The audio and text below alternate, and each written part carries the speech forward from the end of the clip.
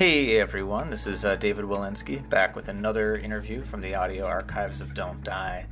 This time I'm bringing to you the second half of my conversation with Per Strömbäck, who's a Swedish game industry spokesperson. We talked on December 18th, 2017, and if you'd like to read transcripts of other interviews I've done, hop on over to nodon'tdie.com, and also down below you'll see a link to my Patreon and such if you'd like to help support the work that I'm doing. Otherwise, thanks for listening, and now here's Per Strömbäck. Thanks.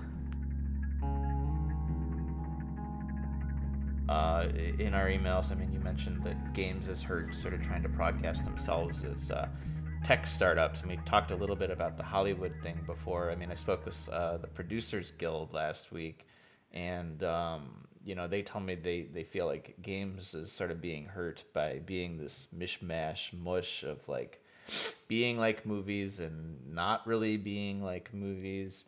I guess don't need to talk specifically about Hollywood, but are there aspects of the Hollywood structure that you think games should let go because they don't really apply anyway? Yeah, I think we're looking too much at movies. Not only the visuals, the aesthetics.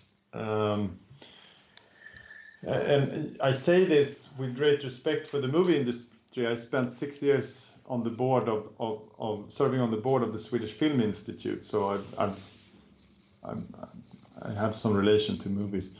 But games are nothing like movies. The way the audience interacts with the art form is different. The way it's produced is different. The economy is different. The life cycles, everything is different. So it's a very shallow observation that games are similar to movies. And I also think that there's definitely some common denominators. If you take a guy like Josef Fares, who's a famous movie director in Sweden, he's done 6 features, but he's much more successful globally as a game developer with Brothers: A Tale of Two Sons, which won, for example, at the DICE Awards a couple of years ago. And now he has a new game coming, I think it's called A Way Out. Was he the one who in the Game Awards? Oh, yeah, I saw that video. Everyone sent me that cussed the Oscars. Right, yeah. I think it's that sort of thing that people should let go. So, but he's kind of an exception. There's a few people who have made the step as from movies to games, and of course, you'll find lots of people in animation, for example, who do work both for games and movies and television and whatever. But I think the art forms are distinctly different, and I also think that the tech industry is not a great template. Sometimes, because of the way investors think, we have to maybe pretend like we're tech companies, but how do you mean? So, if you want to get some venture capital, you have to answer all these questions about exits and what problem do you solve and all the stuff that tech startups talk about. But there's no exit to big tech from Silicon Valley for a games developer. At least that's not the idea of running the business. But it is with tech startups. Tech startups rarely have to find a business model. They just have to scale and then be acquired by a bigger company, and that's your exit. Games companies want to make money from their audience. It's a completely different idea about money. And also, games, you don't fix any problem. It's not like we're fixing the problem of expensive transports or difficulty finding flight tickets or whatever. You could argue that games fix the problem of boredom, but that's not, literally what I was going to say. Yeah. But then you're really stretching it, right? So games exist because it's a meaningful expression and a meaningful pastime for the player. It's a meaningful expression for the game developer and a meaningful pastime for the player. And that's plenty. I would argue that's even better than fixing a problem. Yeah, something else you said too is that you'd like to see games sort of let go of seeing themselves as a counterculture and to be open to embracing a new role. What would that be? Yeah. Okay, so there's a couple of points I want to make around that. First of all, I mean, this thing about being so special, it means that we don't react well to criticism. We're used to being outsiders and feeling not understood by the outside world, and we're these geeks, and we hide from the jocks and whatever. Yeah. And whenever there's relevant criticism, for example, when Gamergate happened, we react the same way as when there's irrelevant criticism. We always push back instead of listening. And I mean, Gamergate was the wake-up call. I think that changed a lot of attitude around that. But if you look at somebody like Anita Sarkeesian, for example, I think she makes some really great points. She's had, pushback, and she's been a victim of hate speech much, more than anybody would deserve, and let alone her. But I think there's also a lack of relevant debate. I would love to have a conversation with her around her analysis, asking things like, well, what about games that are not character based? How do we talk about norms in games with no characters and no dialogue? Or how about the media criticism is so centered on taking theory from the film industry, or from film theory, and applying that to games. Is that really relevant? But there's no space for having that conversation, because the noise, the outrage is too loud. So that stands in the way of a relevant conversation. And I don't know, I mean, I met Anita a couple of times, but I never had this conversation with her. But I guess that maybe she would like to have some interesting, maybe some more interesting pushback like that, or some more interesting questions like that. Not possible to have that conversation. So that's another negative aspect of this, self-identified outsiderism. And I also think that's not true anymore. In Sweden, 90% of 16 to 25-year-olds identify as gamers. So how are we a counterculture? We're a mainstream. And we were always a mainstream culture. Games, everybody play games. There's somebody told me that the most launched program on Windows is Solitaire. Yep, that sounds right. So it's not Word or Excel or anything like that. It's Solitaire. Everybody plays.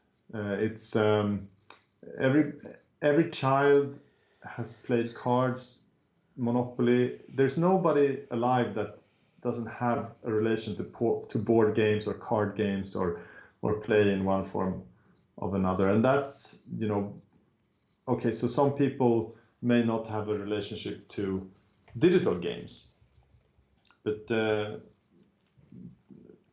that's just an exception. That's just part of what games are. If you look at every culture throughout the history of civilization have had some kind of games: chess, Go, mahjong.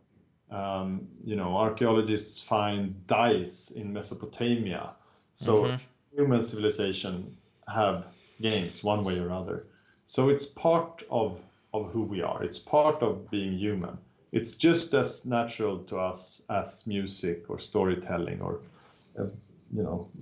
drawing or whatever. And so how can we be outsiders? How can we be a counterculture?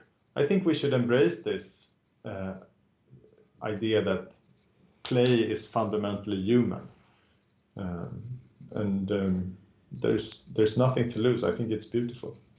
Are there ways that you've seen games as a business influence other businesses? We've talked about the other way around, but what about the reverse? Yeah, I think it happens all the time. I mean, I guess the most obvious thing is gamification and e-learning and that kind of stuff. I think there's some pitfalls there. Let me get back to that in a second. And I also think that games technology can be used in many other places. We have a company in Sweden called Starbreeze, and they made now they're famous for Payday. Previously, they made games like Riddick, Chronicles of Riddick with Vin Diesel. Vin Diesel. Oh, sure, yeah. To record his lines. How cool is that?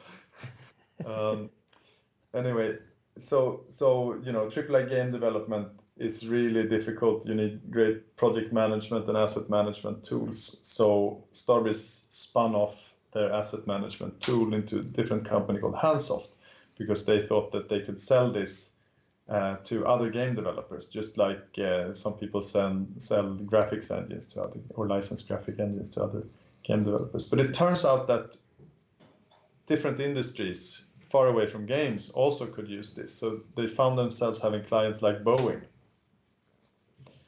And now that company's taken the next step. So now they have something called Favro, which is a project management tools for everybody, consumers, users, who want to, if you want to plan your wedding or something. So that's a good example of how a particular technology can transfer, not only to other industries, but to other users as well. I'm sorry, go ahead. No, I was just going to go back to the point about e-learning. Yes, go ahead. So this is one thing that may not be visible if you grow up speaking English, but if you talk to parents in Sweden, most of them will tell you that it's great that their kids learn to speak English from the games that they play. And it's true, because they play Counter-Strike or Overwatch or World of Warcraft, maybe not so much anymore, League of Legends. So, and they have to interact and they speak English. So that's how Swedish kids get a natural environment to practice English. Of course, it's taught in school, but if you don't get to use it, it doesn't become a natural language as easily. And then there's no shortage of people who want to apply the learning power or the teaching power of games and interactivity to all kinds of different spaces. But I think the pitfall is that, learning English from playing games doesn't come from games about learning English. It's a side effect of playing a game that is fun and that you really want to master and that you really want to play together with some other people, and your only common language is English. That's where it comes from. It wasn't designed to teach English. It was an unexpected outcome. And the problem that we when we want to use games as teaching tools, we try to make it a game about English, and I think that's why they can be useful and great, but they don't really untap into the real power of learning, as in the examples that I just gave. Well, another overlap, an overlap I know that you're less excited about is you talked about games and casinos, and I think the literal phrase you use is you'd like to see an apartheid of games and casinos, and yet this is a thing. Given your career and what you do, you say that you're often asked to give advice. Can you talk a little bit about sort of like why you'd like to see these not come together, and how do you give advice to people who want to make that come together? Yeah. I had forgotten about the apartheid line. I think I'll use that again. No, I think it's a completely different thing to make a great game that somebody wants to play, and to make a great casino or betting experience. As I said before, it's games are about a meaningful expression from the developer and a meaningful pastime for the player. Maybe you can say that casino games are meaningful pastime, but to make it happen, to make it meaningful in a casino game, it's about the mechanics of winning and losing, or maybe not losing money and maybe not winning money. So the money element is at the core, and then you can add some, Pirates of the Caribbean or some surface to that, some varnish. But the basic gameplay elements are about winning or losing money. And there's so much drama in real money play, so you don't really have to do much about immersion. Whereas if you don't have the element of winning or losing money, it's a completely different challenge trying to make it an interesting enough experience, an engaging enough, immersive enough experience to keep the player engaged. So from the developer's perspective, it's a completely different job, a completely different beast. So that's one aspect. And then from an industry perspective, we want to have access to everybody. We want to be able to let anybody who wants to play our games to play them. We don't want any unnecessary barriers. We think of the internet as this global village. I don't know, maybe nobody does anymore, but this idea that we can reach a global audience very easily.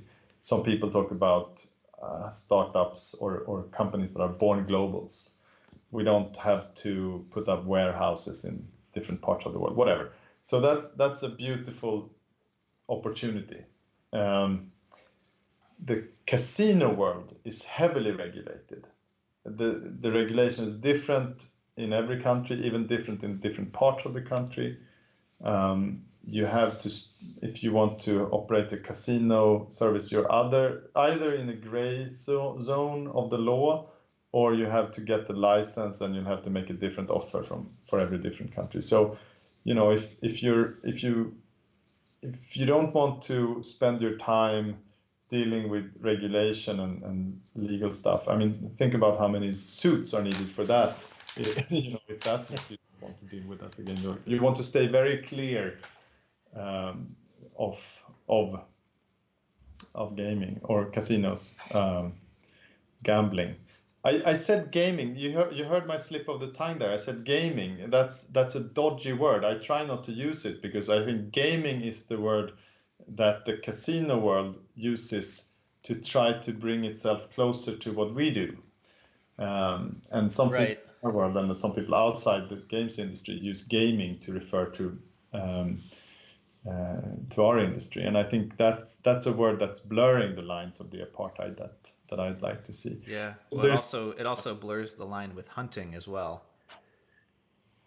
Oh yeah. Yes, well, at least in this part of the world, yeah, it refers to the same sort of thing.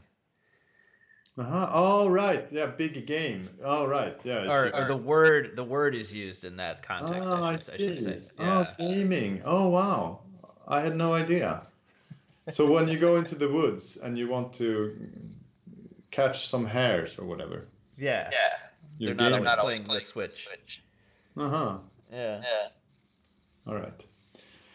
Yeah, so I guess those are the main two reasons why I think we should, as an industry, and I think, also for the player, once you introduce the element of chance or winning money, it becomes something different. It's not it's not the game it's not the same game. It takes over. Well, you mentioned Gamergate and sort of the way it was handled, and at least in this part of the world, sort of in America, we're just having these cascading accusations of sexual misconduct sort of post Weinstein a few months ago. And I guess I'm just curious to hear, like, are there things that you think should be more broadly discussed in the game industry, or that they should be more transparent about, certain problems that they're trying to deal with or to confront or to assuage? Because Yeah, I don't know. I mean, publicly, it just seems like there's. I mean, I remember how Gamergate was handled, and it just sort of seemed very silent on all fronts until sort of reluctantly they had to make some sort of comment. I don't know. I guess I'm just curious. I mean, are there problems that you wish people were discussing more broadly in the game industry? Oh yes, I mean that's our cross to bear, right? I mean, like I said, um, we're an industry that was, at least in Sweden, founded by white males born in the first half of the 1970s. We grew up forming our identities as teenage boys, outsiders. Um, that's still a big part of the game developer identity today. So we have to, consciously challenge that and reinvent ourselves in order to embrace this opportunity that I talked about before, that games are really part of everybody's life. We have been hugely successful commercially and also artistically, making games, being outsiders making games for other outsiders. But I think we're done with that now. Now we're at the point where we have to take the next step and realize that we are game developers making games for everybody, and then we need to have a bigger diversity of in the people who make the games. That's not to say that there will not be games with the old flavor anymore. We just need more of everything. So I think, yeah, I mean that's a big part of sort of the outsider mentality that made something like Gamergate happen. I think there's a ton of stuff we have to deal with now. One very tangible example that I've seen in Sweden is we have women leaving the industry because they're not happy with the atmosphere in the workplace. So that's a very real thing that we can deal with, and that's about changing the attitudes and the jargon and the routines in the workplace. Equal opportunity. These are things that other industries have dealt with that we can learn from. It also goes into the way we recruit. How do we present our companies? Who writes the ads? What do we put in those ads? It's about the way we design our games. Are we actively alienating people with different backgrounds from playing our games? Do they have to compromise with their identity in order to play our games? How can we become better at inviting more kinds of players? That's not taking away anything from the artistic expression or the game experience. That's just adding to it. Yeah, I mean, hate speech online. That's a huge challenge, not only for the games industry to fix. That's also on the players. But a lot of female players pretend to be male just to avoid getting all the hate speech. Mm-hmm. So there's a ton of issues that we have yet to deal with. I think we're making progress. I think, again, Gamergate was a wake-up call, and you said a lot of people were silent. One of the things I'm proud of is that 50 Swedish game CEOs wrote an op-ed taking a stand against sexism in games when Gamergate happened. It said that nobody gets to decide who plays our games. Our games are for everybody who wants to play them. And that was, I think, within hours of after it was published in Swedish, it was translated and traveled around the globe in games media. And I don't know that anybody else took a public stand like that. I've done a lot of interviews with people, at companies like Rockstar and, sort of bigger game companies, people who worked at those companies when that was happening. And the number one thing I hear from these Western companies is that they felt like work wasn't the place to talk about it. Mm-hmm. And so they just chose to ignore it. And I don't know if I mean, do you feel like that's more of a Western approach to these types of systemic problems, or is that a game industry specific mentality? Or I mean, it seems short-sighted, you know? Yeah, I don't think I have the whole answer to that, but I think we're giving the trolls too much power. Um, it's the same with piracy. I've been, Sweden is the home of the Pirate Bay and the Pirate Party and all that stuff. I've been involved in that debate a lot. I've had taken a lot of heat. And I also know for a fact that companies sometimes tell their staff to stand down, to not get involved in public debates around this, because it exposes them to threats, and not without reason, because look at what happened to some of the victims of Gamergate. But I still think that actually it's easier to be a man, because the sexism is a big part of that. So I think I got away a lot easier than if I had been a woman.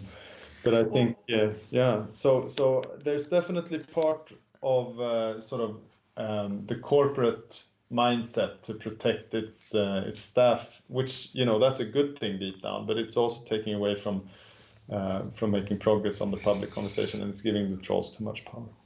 Yeah, and I mean, I just have a couple more questions here for you, and I think another thing that sort of came to bear through Gamergate, and I think I think it's always been true. Maybe it's just always true of all industries. It's just sort of seeing a sort of fundamental misunderstanding or lack of understanding, sort of about how business works or how the media works. I mean, I guess I'd be curious to hear you talk about, not necessarily specific to Gamergate, but in general. I mean, when we talk about people talking online about games, I mean, what are sort of the common ways you see either the media or the audience for games talking like they know how the business works, but they're actually not understanding, or they're just misinformed? Yeah. Well,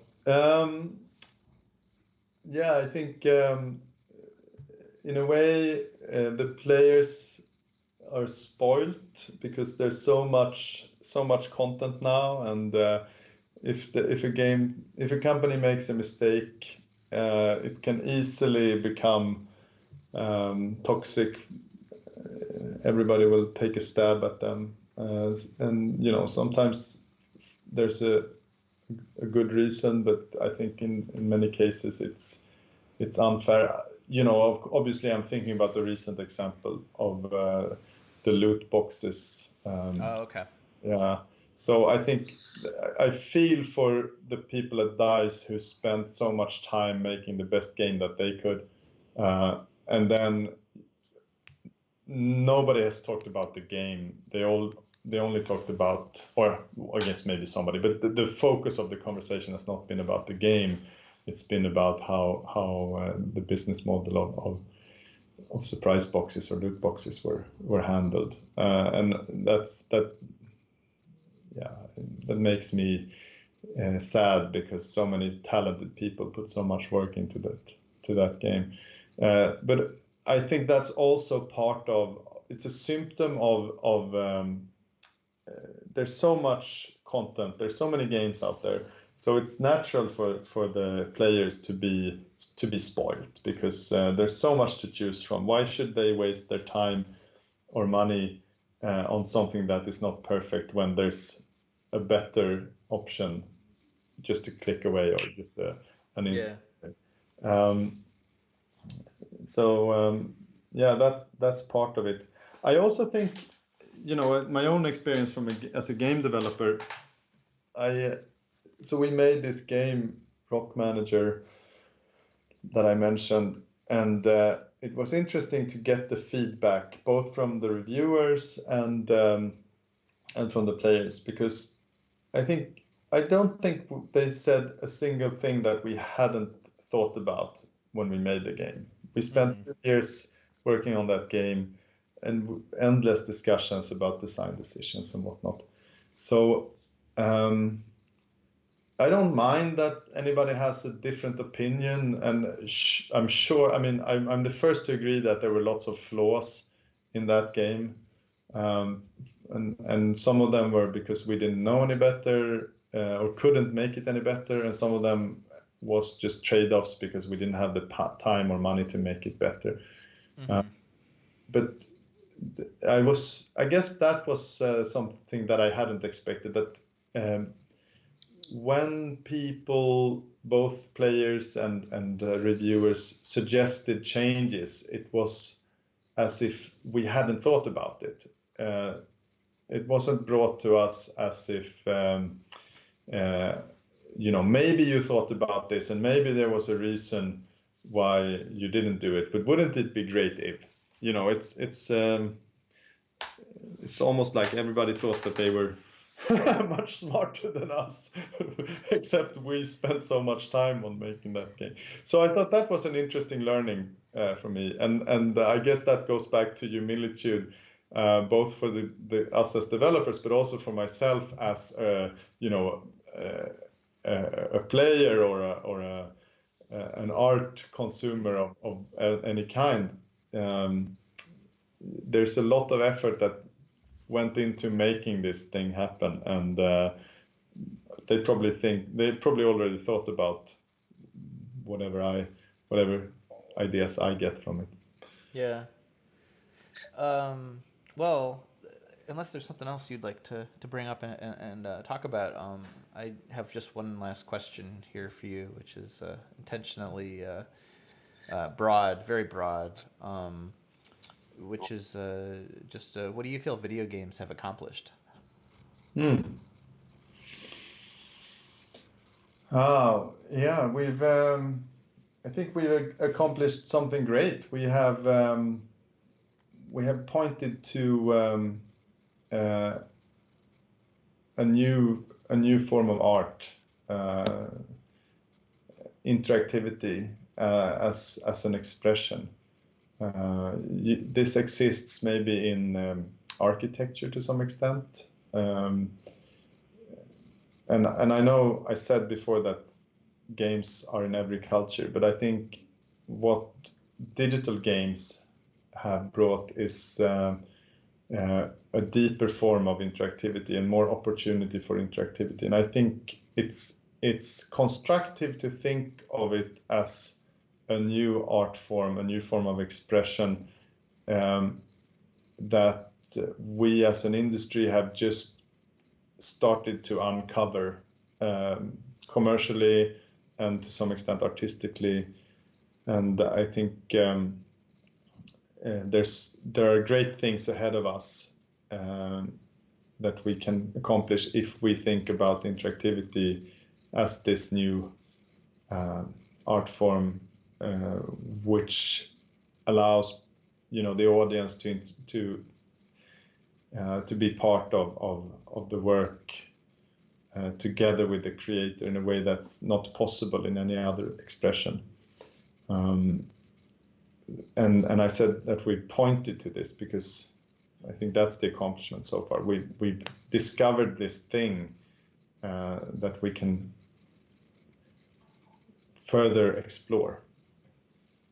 That's the promise.